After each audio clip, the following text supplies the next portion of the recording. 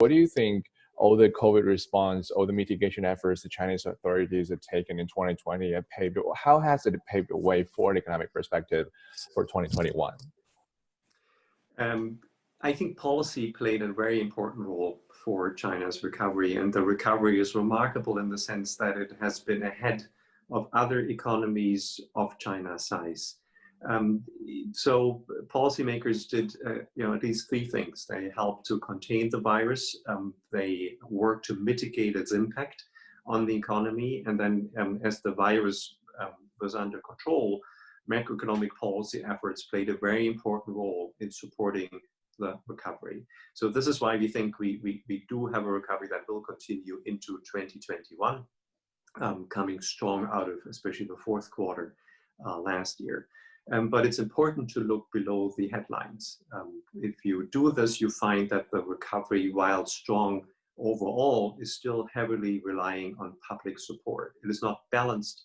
So I think it's very important that we avoid a macroeconomic policy cliff where we prematurely withdraw public support for growth. China has proposed its dual circulation development model. Do you think this is a model that could address these risks? We have very long supported China's transition to high quality, better balanced growth.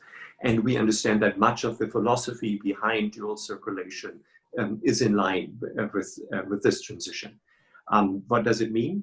I think there's a short-term and a long-term aspect to it. In the short term, we need to make sure we avoid a premature withdrawal of macroeconomic policy support and move away from traditional infrastructure investment to smart infrastructure investment, to green investment, and to household support, as we discussed earlier.